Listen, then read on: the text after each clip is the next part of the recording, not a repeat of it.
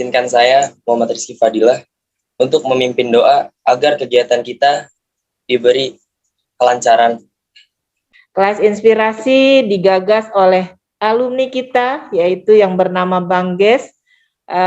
Beliau mempunyai prakarsa untuk membuat kelas inspirasi dengan tujuan apa?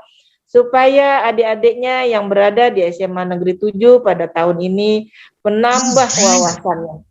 Ya, dengan wawasan yang bertambah luas, maka harapan kami semua, harapan kakak-kakak alumni meningkatkan prestasi kalian dan kalian bisa punya andil kelak, ya, punya andil kelak di masyarakat tentunya.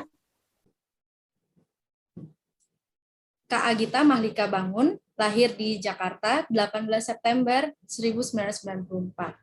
Untuk riwayat pendidikannya, Kak Agita lulus dari Sekolah Dasar Santo Mikael, lulus dari SMP 216 Jakarta, dan lulus dari SMA 21 Jakarta, dan lulus kuliah dari Universitas Indonesia, UI, dalam program studi Inggris. Untuk riwayat kerjanya, Kak Agita Mahlika adalah seorang news anchor TV One dari tahun 2016 sampai sekarang. Dan yang bisa kita lihat, yang sudah ditampilkan di layar, ada CV dari Kak Agita Mahlika. Di sini ada work experience atau pengalaman bekerjanya sebagai news presenter. Kak Agita sendiri sudah membawakan beberapa acara TV One seperti Kabar Pasar, Kabar Utama, Kabar Petang, Kabar Dunia, dan Apa Kabar Indonesia Pagi. Lalu ada speaker experience-nya juga Kak Agita Mahlika juga membawakan beberapa talk show di UKK PK UNP, dan public speaking anchor-nya di Kompas Update, dan sudah berjalan dari tahun 2016 sampai 2020, bahkan sampai sekarang ini.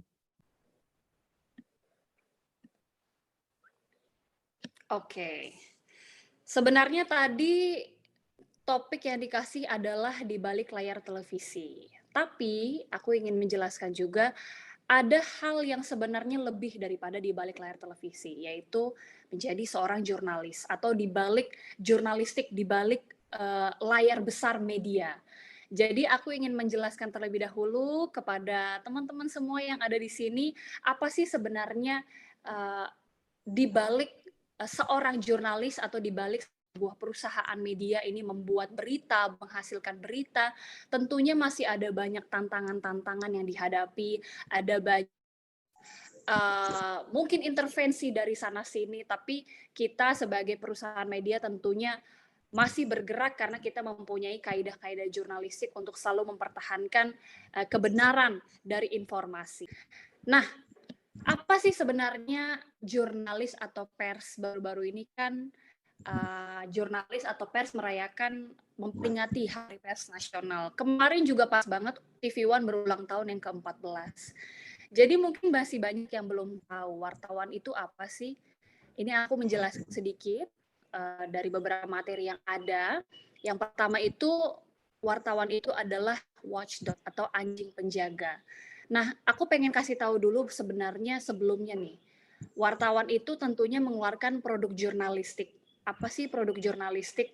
Kalau kita di media, news media, yang kita keluarkan tentunya adalah news atau berita atau talk show. Tapi kalau produk non-jurnalistik di TV tentunya ada ya, kayak sinetron, kemudian program wisata, ataupun program infotainment. Nah itu tentunya bukan berbau news juga, tapi bukan hard news, tapi lebih ke feature. Nah, jadi aku mungkin jelasin dikit bahwa produk jurnalistik ini atau berita ini tentunya diproduksi oleh lembaga, terus dibuat oleh wartawan yang taat KEJ atau Kode Etik Jurnalistik, kemudian juga ada waterfall responsibilities, ada juga pimpinan redaksi yang bertanggung jawab. Nah, yang jadi pertanyaan, apakah benar wartawan atau jurnalis itu memang harus menginformasikan apapun sejujur-jujurnya? Yang pertama adalah batasnya hak privasi. Kita ini harus menghormati pengalaman traumatik narasumber. Kita nggak boleh sembarangan membeberkan identitas korban kejahatan, apalagi kalau dia belum diketok palu bahwa dia betul-betul penjahatnya. Juga narasumber itu mempunyai hak untuk tidak dihancurkan nama baiknya. Jadi kita tuh harus menginformasikan tapi mempunyai dasar untuk tidak menunjukkan identitas mereka karena itu tidak boleh merusak nama baik. Karena akhir-akhir ini banyak banget ya yang saling menggugat, tuduhan melakukan pencemaran nama baik, ada undang-undang ITE juga karena pernyataannya ini dimuat di pers. Nah, jadi ini tidak boleh sama sekali adanya trial by the press atau dihakimi oleh pers, dihakimi oleh media. Nah, ini tadi yang aku jelasin ya, mungkin udah jelas gambarannya bahwa ciri produk jurnalistik itu apa, bahwa dia ada diproduksi oleh lembaga berbadan hukum, dibuat oleh wartawan taat KEJ atau kode etik jurnalistik, kemudian juga ada waterfall responsibilities, jadi nggak bisa satu orang doang nih bertanggung jawab, nggak bisa cuma wartawan doang, tapi juga ada disunting sama beberapa orang lainnya, ada editor, ada produser, ada bahkan di bawah pimpinan redaksi. Apa yang menjadi permasalahan di sini? Setiap ada pemberitaan tentang Jessica, semua saksi-saksi yang datang, semua ahli-ahli yang diundang untuk sidang, semua ditarik dulu sama TV. Pak, sebelum ikut sidang, Bapak wawancara dulu sama kita. Bapak nanti mau ngomong apa? Bapak nanti mau bahas apa? Oh, Bapak ngejelasin soal itu ya? Tapi bukannya begini-begini, Pak, begini-begini. Semua dibuka di media, semua ditarik bahkan sebelum sidang. Itulah kemudian yang membuat KPI atau Komisi Penyiaran Indonesia dan juga Dewan Pers akhirnya bilang semua sidang nggak boleh dulu narasumbernya ataupun maksudnya ahlinya ditarik dulu untuk wawancara dengan TV, nggak boleh sama sekali. Kenapa? Karena itu adalah contoh sempurna dari trial by the press. Sekarang aku mau nanya, ada yang tahu ini siapa dan dalam kasus apa waktu itu? Bukan kasus ya, dalam peristiwa apa waktu itu? Tahu nggak nih? Ini pasien belum lama 01 sampai 03 COVID, Kak. Wah, Pasien keren. pertama. Nggak bisa dipungkiri ya, media itu memberitakannya, wah nggak sopan banget. Kenapa? Karena bahkan aku bisa mengakui, TV One sendiri sangat tidak sopan. Kita langsung datang ke rumah korban. Ini dia pemirsa, rumah dari pasien pertama. Inilah dia. Coba bayangin. Bayangin kalaupun dia udah sembuh, bahkan mungkin sampai sekarang dia masih ada label yang tertera pada dia ya, bahwa dia adalah seorang pasien pertama, meskipun COVID sekarang udah menyebar banget ya, tapi tetap aja itu membuat dia stres banget. Karena mungkin teman-teman tahu ya, pasien pertama itu yang sebelah kiri, Mbak yang sebelah kiri itu yang rambut panjang, itu dia sampai nggak sembuh-sembuh, karena dia stres dengan pemberitaan di media. Media itu sangat penting perannya bagi masyarakat karena jika ada miss kayak gini aja, dua contoh kasus ini sangat berpengaruh kepada masyarakat dan juga sangat memberi efek determinant efek atau efek jangka panjang untuk kedua orang ini. Dalam hal ini korban maksudnya penderita pertama, pasien pertama COVID-19 ke 1, 2 dan 3 dan juga Jessica. Jadi ini yang mungkin kalau teman-teman kerja di media mesti diingat bahwa kita ini tanggung jawabnya besar, wartawan itu tanggung jawabnya besar banget. Reporter itu bisa dibilang adalah saksi dari sebuah peristiwa. Jadi kita harus menyampaikan itu ke penonton selayaknya bercerita begitu ya. Karena kehadiran reporter itu untuk membangun kredibilitas, mengabarkan informasi untuk publik, kita menjadi mata dan telinga publik. Jadi kalaupun ada peristiwa gempa, kalau gempa semua ngerasain ya, misalnya ada peristiwa pesawat jatuh, kitalah yang benar-benar menyampaikan apa yang kita lihat dan apa yang kita dengar. Juga memberitakan berita secara berimbang, cover both side. Jadi kalau kita melihat ada peristiwa, misalnya peristiwa politik, kita nggak cuma bisa melihat dari sisi pro aja, tapi juga harus ada sisi kontra. Jadi harus balance atau cover both side. Wartawan itu harus memulai dengan pertanyaan yang kritis, jadi biar narasumber itu bisa memberikan banyak keterangan. Jadi misalnya, apa sih Pak yang menyebabkan jembatan yang dibangun 3 tahun lalu itu bisa ambruk, misalnya kayak gitu. Oke. Pemirsa, kita akan memantau sejumlah titik banjir di Jakarta. Sudah ada rekan kami, ada Alvin di Teluk Gong dan juga ada rekan Agita di Kampung Pulo. Tapi terlebih dahulu kita akan ke rekan Alvin terlebih dahulu. Silakan Alvin dengan laporan Anda. Baik, Kak Gita, terima kasih. Di sini saya Muhammad Wahmi Permana melaporkan telah terjadi banjir di daerah kawasan Kemanggisan yang berjarak sekitar 80 meter dari kediaman Kota Jakarta. Dan di sini saya melaporkan bahwa ketinggian banjir sudah mencapai 1 meter. Dan juga di sini di belakang saya kita bisa melihat bahwa ada beberapa penduduk yang menjadi korban banjir yang sedang mengangkati barang-barang mereka agar tidak terkena banjir. Dan juga sejauh yang saya lihat di sini belum ada bantuan sama sekali yang datang ke daerah banjir.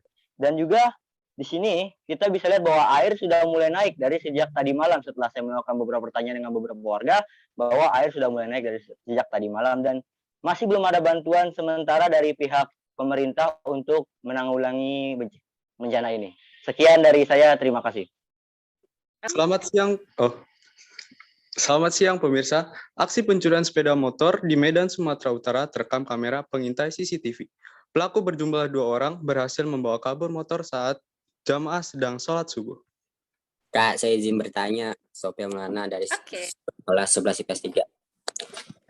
Ini enggak. Ya, saya cuma punya 2 pertanyaan Bang sih, Kak. Yang pertama sih, apa sih itu yang menginspirasi Kakak untuk bisa menjadi seorang presenter? Terus yang kedua itu, apa yang memotivasi Kakak untuk bisa menjadi presenter hebat? Makasih. Kalau aku, pengalaman pribadi sejujurnya nggak pengen jadi presenter. Jadi awalnya aku hanya ingin menjadi jurnalis atau reporter di lapangan. Karena punya cita-cita dari dulu ingin mendalami sesuatu yang nggak bisa orang lain tahu, nggak bisa orang lain lihat langsung. Pengen ya namanya juga masih muda dulu ya, kita pengen ke pelosok-pelosok melihat kemiskinan, melihat ini gitu. Jadi berangkat dengan idealisme itu, makanya aku apply ke TV One. Tapi dulu sebelum aku kerja di TV One juga pas kuliah, aku juga magang di Jakarta Post. Di Jakarta Post itu bukan TV, jadi koran berbahasa Inggris, karena aku kan jurusan sastra Inggris, tadi udah dijelasin di CV ya.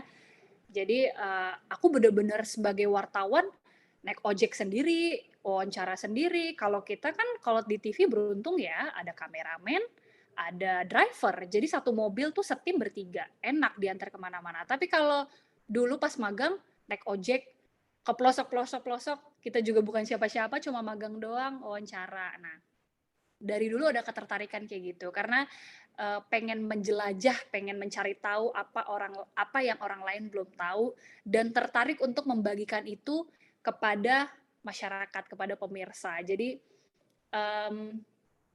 keinginan untuk membagikan informasi yang betul-betul aktual dan juga mencerdaskan, karena kita merasa berguna tentunya ya kalau udah bisa membagikan sesuatu yang bermanfaat, apalagi kita sendiri yang menggali informasi itu rasanya tuh membahagiakan. Oke Kak, makasih banyak ya.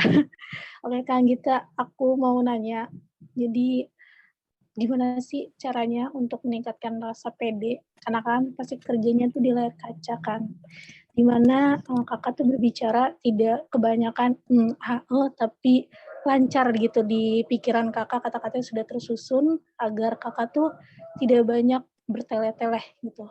Itu aja sih Kak, kasih. Oke, thank you Getsa. Kalau Getsa tuh berarti pertanyaannya lebih kepada public speaking. Gimana satu pede, terus gimana supaya nggak banyak belibet atau terlalu banyak kata-kata yang keluar gitu ya. Nah, tergantung nih, kamu itu posisinya pengen ngomong di saat apa? Misalnya apakah live report? Misalnya live report kan dikasih waktu 3 menit ya. Oke, Getsa, kamu live report untuk program ini 3 menit aja waktunya ya. Ceritakan soal banjir gitu. Nah, pertama cara meningkatkan PD. Mungkin PD terakhir kali ya. Pertama supaya tersusun dulu. Kalau aku dulu, pas awal-awal banget menjadi reporter, aku betul-betul tipikal yang menghafal. Jadi, aku tulis semua naskahnya. Bahkan pemirsa saat ini saya mengabarkan langsung, itu aja aku ketik. Aku inget, aku ketik semuanya 3 menit skripnya itu aku buat, terus aku hafalin, aku berulang-ulang. Jadi, dari dikasih tahu mau live sampai menjelang live aku komat kamit terus sebelum on air. Ya biar nggak belibet. Pertama pasti latihan. Kayak aku tadi dulu pas awal-awal komat kamit berkali-kali sebelum on air supaya makin lancar. Tapi supaya nggak ada kadang kan kita banyak mikir juga, bahkan aku sampai saat ini aja tadi masih ada gitu kan. Salah satu tips kalau aku, misalnya udah di otak kita nih, banjir, misalnya gini, warga berjalan menembus banjir sambil membawa barang-barang, dapat kami informasikan pemirsa, terus mikir, habis ini apa ya? Dilambat-lambatin, kalau aku dilambat-lambatin. Dapat kami informasikan pemirsa, jadi sambil dilambatin, biasanya tuh udah masuk data lagi tuh. Nah, terus tadi terakhir ya, bagaimana meningkatkan PD. Nah, kalau aku jujur pas awal-awal tentunya nggak pede, karena aku juga tipikal yang takutlah berbicara di depan umum. Tapi sebenarnya nervous itu perlu, karena kalau kita nggak nervous sama sekali, kita nggak grogi sama sekali, itu justru bahaya. Nah, cara mengatasi kegugupan itu, buatlah kegugupan itu dari negative nervousness, dari nervous yang negatif menjadi nervous yang positif atau positive nervousness. Ini sebenarnya teori public speaking ya, jadi kalaupun ada kesempatan untuk sesi lagi, mungkin aku bisa cerita lagi, tapi aku share sedikit. Jadi bagaimana pikiran kita mengubah sesuatu yang menakutkan itu menjadi hal yang menyenangkan. Misalnya kamu takut apa sih? Aduh, aku takut banget nih kalau aku ngomong nanti aku salah. Itu kan negatif. Bisa diubah jadi positif. Misalnya, waduh, aku semangat banget nih buat ngomong. Aku nggak sabar untuk membagikan data-data yang aku punya kepada orang. Grogi itu cuma di 30 detik pertama. 30 sampai 60 detik pertama.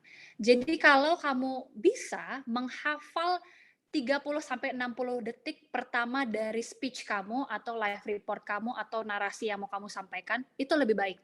Apakah pernah ada tekanan dari pihak-pihak luar ataupun dari pemerintah dalam rangka pemberitaan media? Aku mau jawab jujur, tentunya ada. Karena nggak bisa dipungkiri ya bahwa media itu adalah sebuah bisnis yang dimiliki oleh seseorang.